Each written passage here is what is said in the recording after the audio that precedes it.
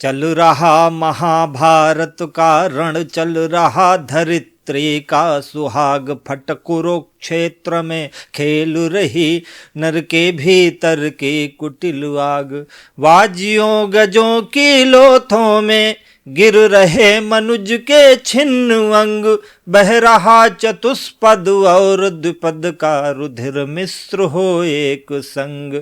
गत्वर गए रे यसुघर भूधर से लिए रक्त रंजित शरीर, थे जूझ रहे कौन्तेय कर्ण क्षण क्षण करते गर्जन गंभीर।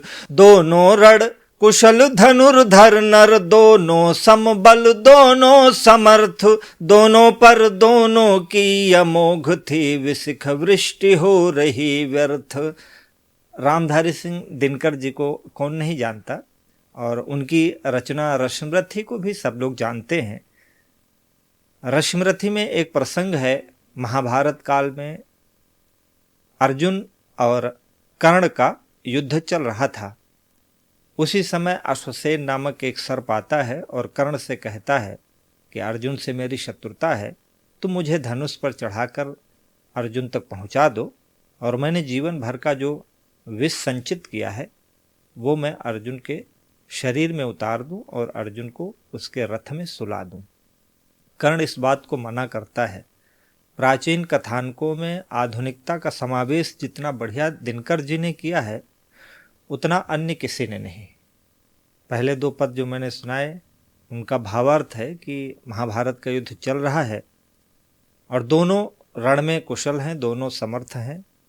गेरुए रंग के पर्वतों के समान दोनों एक दूसरे से भिड़े हुए हैं, दोनों समर्थ हैं। इस कारण वाड़ों की वर्षा व्यर्थ हो रही है कि दोनों पर दोनों की अमोघ थी विशिख वृष्टि हो रही व्यर्थ। इतने में शर के लिए कर्ण ने जो देखा अपना निशंग, निशंग का मतलब होता है तरकस। इतने में शर के लिए कर्ण ने जो देखा अपना निसंग, तरकस में से फुंकार उठा कोई प्रचंड विषधर भुजंग।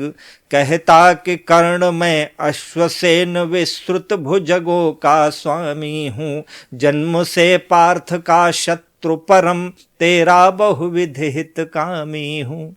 ये अश्वसेन वही अश्वसेन था जब कौरवों ने खांडव नामक वन पांडवों को दे दिया था बंटवारे में, और खांडव वन काटते समय अश्वसेन की माँ अग्नि में जल गई थी और अश्वसेन जीवित बच गया था। इस कारण वह आज भी अर्जुन को अपना शत्रु मानता है, क्योंकि उनके कारण उसकी माँ और उसके घर का नाश हुआ था। तरकस में से फुंकार उठा कोई प्रचंड विषधर भुजंग, कहता कि कर्ण में अश्वसेन विस्तृत भुजंगों का स्वामी हूँ, जन्म से पार्थ का शत्रु किंतु तेरा बहुविध हित कामी हूँ।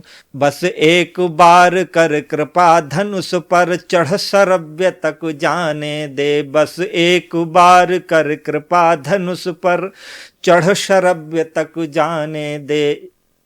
शरव्य अर्जुन का नाम है। अर्जुन के 10 नाम है, भारत, श्रुति, कीर्ति और भी कई सारे नाम हैं। और इन 10 नामों का कहते हैं कि नाम लिख करके जानवरों की एक खुर की बीमारी होती है, उसमें बांधने से उनको लाभ मिलता है। तो शरव्य अर्जुन का नाम है एक, कि बस एक बार कर कृपा धनुष पर चढ़ शरव्य तक जाने दे, इस महाशत्रु को अभी तुरंत सिंदन में मुझे सुलाने दे। करुवमन गरल जीवन भर का संचित प्रतिशोध उतारूंगा, तू मुझे सहारा दे बढ़कर मैं अभी पार्थ को मारूंगा। कर्ण से कहता है मुझे थोड़ा सहारा दो, मैं अभी पार्थ को मार दूंगा।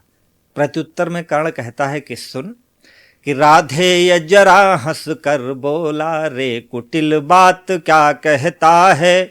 जय का समस्त साधन नर की अपनी बाहों में रहता है।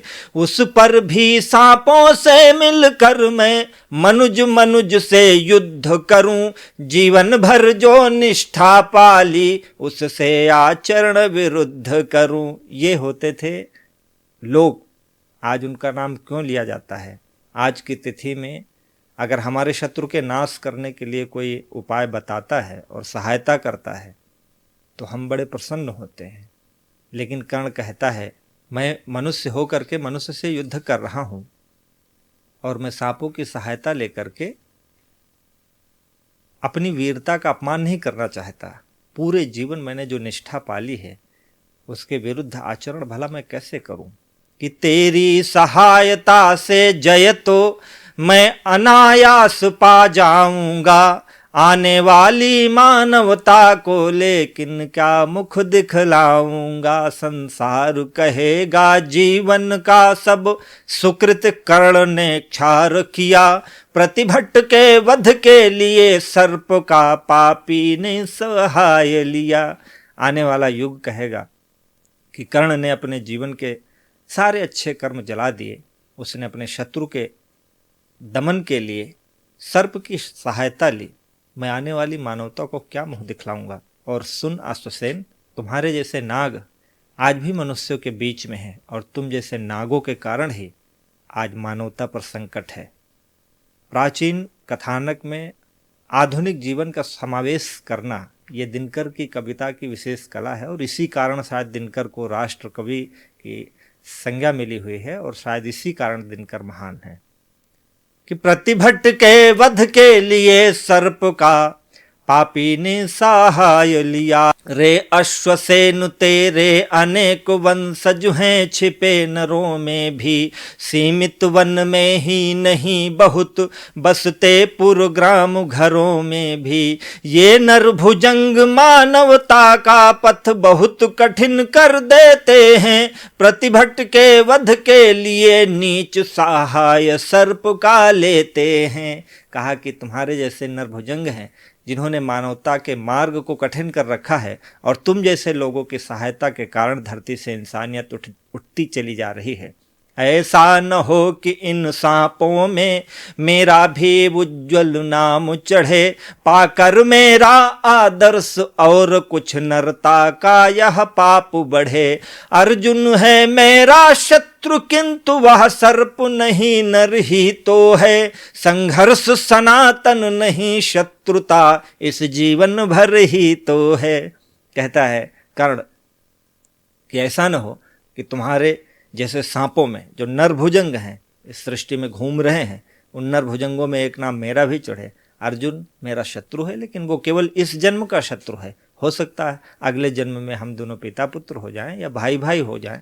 हो सकता है हम दोनों एक दूसरे के इतने घनिष्ठ हो जाएं जहाँ शत्रुता की कोई गुंजाइश ना रहे। इसलिए मैं इस छोटे से जन्म को, बहुत छोटे, अगर आज मैं अर्जुन से जीत भी जाता हूँ तो कितने साल जीऊँगा? मैं अमर तो हूँ नहीं, मुझे भी मरना ही है। इसलिए कि संघर्ष सनातन नहीं शत्रुता इस जीवन भर ही तो है। अगला जीवन किस लिए भला तब हो द्वैसांध बिगाड़ू मैं। सांपों की जाकर शरण सर्प बन क्यों मनुष्य को मारूं मैं। जा भाग मनुज के सहज शत्रु मित्रता न मेरी पा सकता। मैं किसी हेतु भी यह कलंक अपने पर नहीं लगा सकता। मैं किसी हेतु भी यह कलंक अपने पर नहीं लगा सकता। कर्ण कहता है कि मैं द्वेष में आकर तुम्हारी सहायता लेकर अपने जीवन को मैं बिगाड़ना नहीं चाहता, इसलिए तू भाग जा। अब आज के परिप्रेक्ष्य में आप देखिए आतंकवादी तमाम आते हैं और हमारे ही लोग उनकी सहायता करते हैं। वही नरभुजंग हैं जो मानवता के पथ को कठिन किए हुए हैं। आज के युग में भी दिनकर की कविता कितनी प्रासंगिक है, ये इसका एक छोटा सा उदाहरण है। हाई स्कूल यूपी बोर्ड के पाठ्यक्रम में यह कविता संकलित है और हाई स्कूल के बच्चे पढ़ते हैं, तो आप अपने बच्चों को ये कविता ज़रूर सुनाइएगा। और इस कविता से यही शिक्षा मिलती है कि हमारा छोटा सा जीवन है और छोटे से जीवन को हम द्वेष में, ईर्ष्या में आकर न गंवाएं और किसी ऐसे नरभुजंग के साथ मिल करके मानवता के लिए कोई रुकावट न खड़ी करें। यह कविता कैसी लगी आप हमें ज़रूर बताइएगा। नमस्कार।